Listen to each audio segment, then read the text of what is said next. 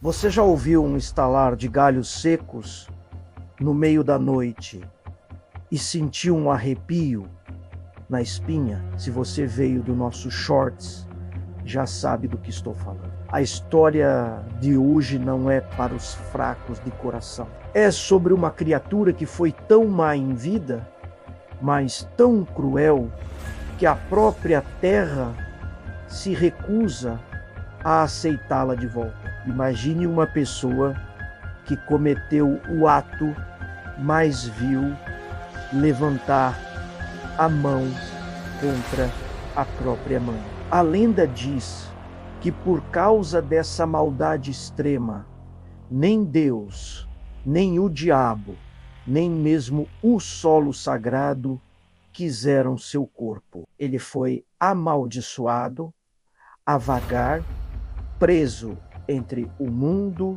dos vivos e dos mortos. Uma figura esquelética, ressecada, com a pele grudada nos ossos, que se funde às árvores secas, esperando sua próxima vítima.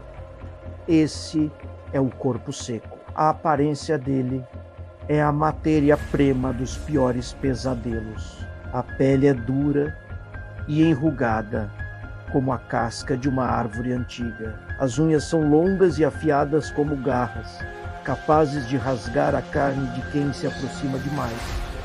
E os olhos vazios, mas cheios de uma maldade que o tempo não apagou. Essa lenda é muito forte no interior do Brasil, especialmente no Vale do Paraíba e em Minas Gerais, regiões onde as histórias de assombração são sussurradas de geração em geração. Mas a pergunta que não quer calar é: por que a terra o cospe de volta? Dizem que em certos cemitérios da região, alguns túmulos aparecem abertos, revirados de dentro para fora, sem nenhum sinal de que alguém tenha cavado por cima. A cova simplesmente se abre, como se a própria terra estivesse expulsando o que há de mais podre ali dentro.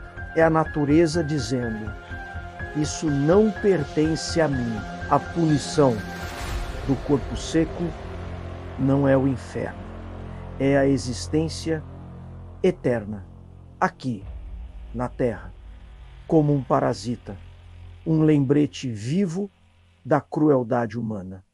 E claro, onde há lenda, há relatos. Muitos juram de pés juntos que já tiveram um encontro com essa criatura. Um dos contos mais famosos é o de um velho tropeiro que, cansado, após um longo dia de viagem, decidiu descansar encostado no que parecia ser uma árvore morta e retorcida na beira da estrada. Ele fechou os olhos por um instante e, de repente, sentiu o tronco se mover. Os galhos secos, que antes pareciam inofensivos, começaram a se fechar ao redor dele, como braços ossudos. O tropeiro sentiu um abraço gelado e apertado, e um cheiro de poeira e morte. Em pânico, ele se debateu e conseguiu escapar, correndo sem olhar para trás.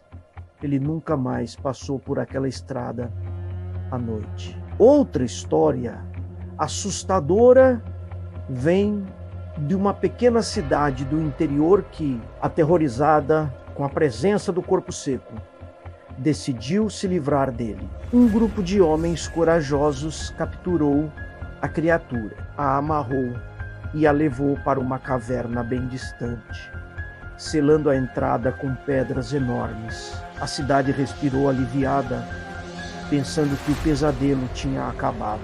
Mas na manhã seguinte, para o horror de todos, lá estava ele, de volta ao mesmo lugar de sempre, encostado na velha árvore seca perto do cemitério, como se nunca tivesse saído. A mensagem era clara: não há como se livrar do corpo seco. Ele está preso.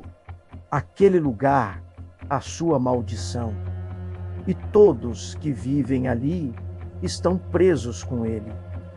Isso nos faz pensar. O conceito do corpo seco é, de certa forma, uma versão brasileira e muito mais sombria do zumbi. Enquanto a cultura pop nos mostra mortos-vivos criados por vírus, nosso folclore tem criaturas que voltam da morte por pura maldade. É uma punição moral, não biológica. O folclore brasileiro, que nos ensinam na escola com Saci e Curupira, é apenas a ponta do iceberg. As verdadeiras lendas, as que o povo do interior conta em voz baixa, são incrivelmente assustadoras e profundas. Essa ideia de uma alma tão perversa que o mundo espiritual a rejeita não é exclusiva do Brasil.